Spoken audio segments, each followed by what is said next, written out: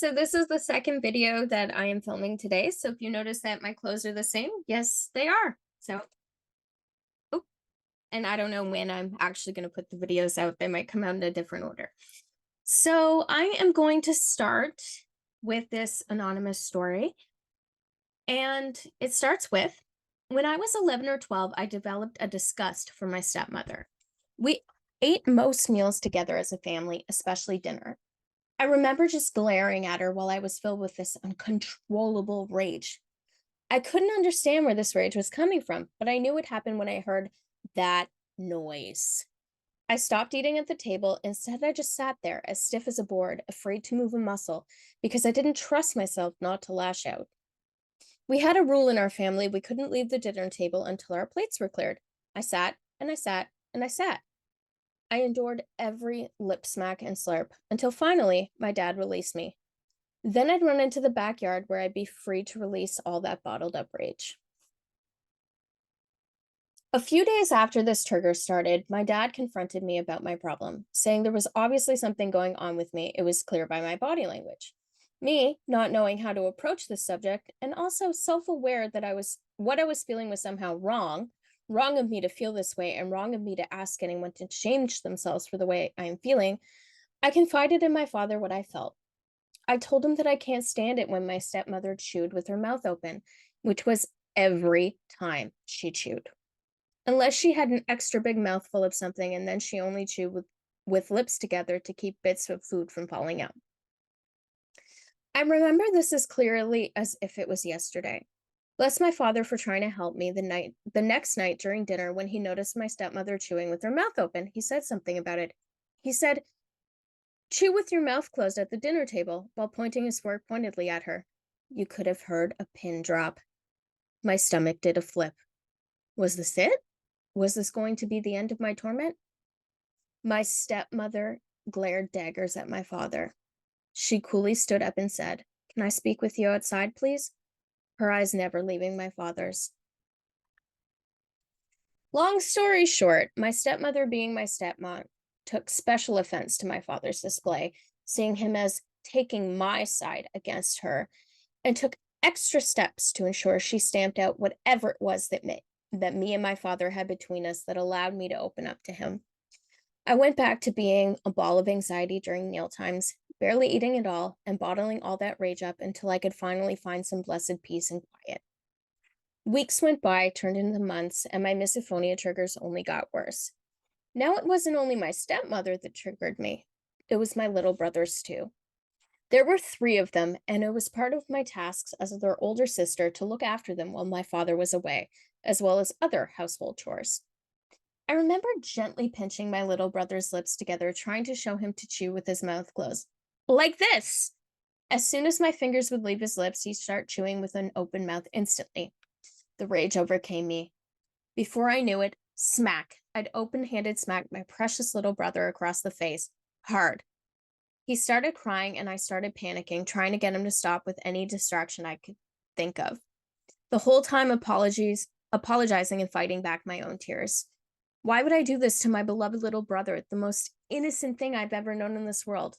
I hated myself. I just couldn't understand why I was this way. "What's going on?" My stepmother had heard this crying and had emerged from the house to see what the commotion was all about. My heart sank. I was done for now. I didn't respond. I just knelt in front of the crying youngster with panic in my eyes, terrified for what was about to happen. She took one look at my little brother, who still had a distinct hand mark on his cheek, scooped him up, went inside, and called my father to report.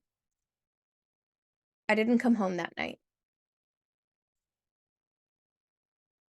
Months turned into years, and I had rationalized my misophonia into hatred toward my stepmother because she was the source of my biggest triggers, and I could not stand being around her while she was eating, which it seemed she was constantly putting a celery stick or apple slices or something into her mouth.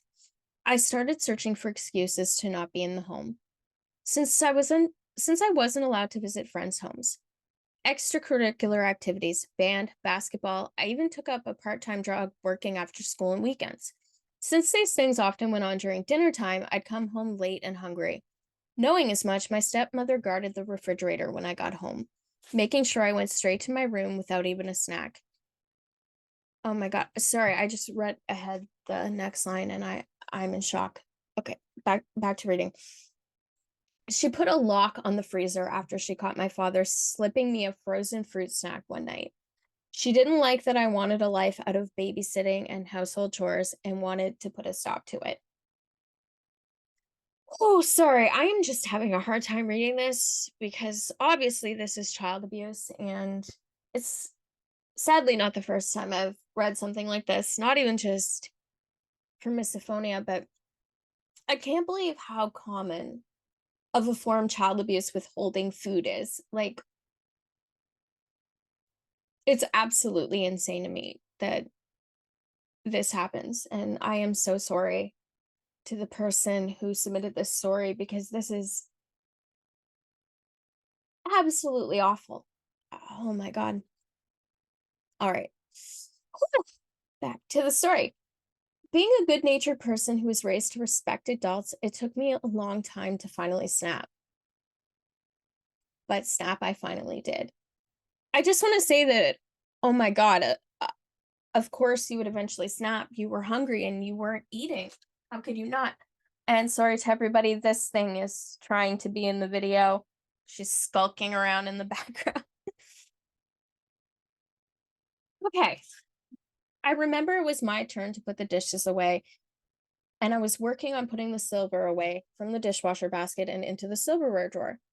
My stepmother was standing behind me, looking over my shoulder to make sure I was putting the silverware away properly.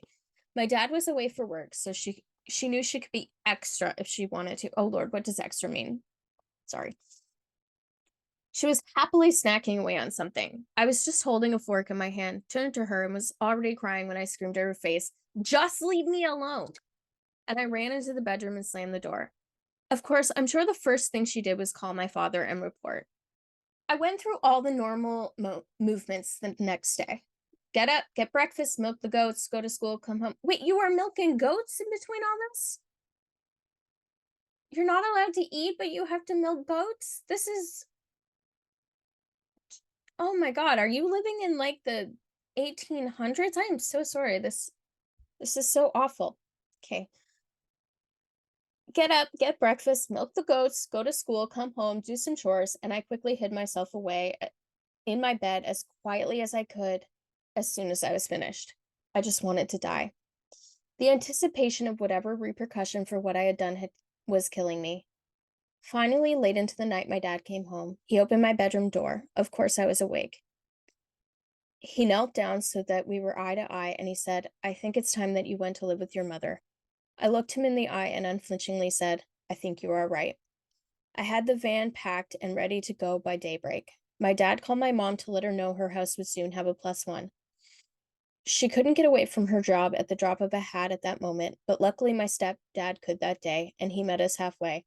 And just like that, I was living in a whole new place with people who couldn't possibly have known my struggles with misophonia. I was 15. I am so sorry that all of this happened to you, and I hope things were better when you got to the new household, but maybe they weren't. I'm sorry for the abuse that you faced at that household. And I do hope that there was no abuse at your next household. I'm I'm just in awe of how cruel people can be. And obviously her cruelty, she was using the misophonia as an excuse for abuse, in my opinion, because it sounds like this person would have found anything to use as abusive, but I am so sorry that your neurological disorder was weaponized against you. That is not okay. That is not right. Oh my God. I got really emotional listening to this. It just reminded me of stories that had been shared with me by someone else who would open up, and oh, I'm trying not to cry. Uh, I guess my response to this story is that I'm sorry to anyone who has faced abuse at the hands of a loved one or really anyone and using misophonia against them. Not only is that cruel it's wrong, it's mean. But this went a step further into withholding food because you were triggered, and I don't know what to say other than I hope you're okay now. I hope you know that this wasn't right. This wasn't your fault. That literally none of this is your fault. She was an adult. She should have known better. As for smacking your brother, obviously you shouldn't have, but it happened. You were a kid and you weren't being treated very well. And it sounds like, the mom might have told them to do this. Maybe that's crazy to think, but it sounds like they were at least mimicking her behavior. That was heavy, very, very heavy.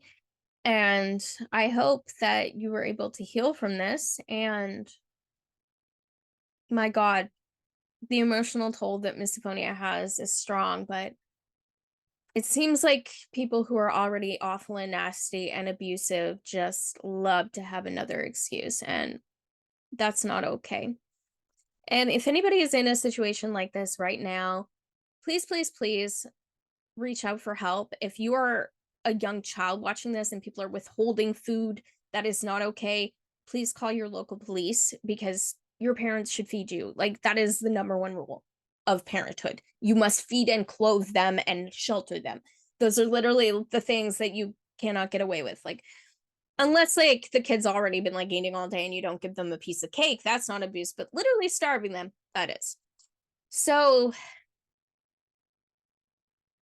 yeah, I'm just gonna end that on that note because I have nothing else to say that is camera friendly.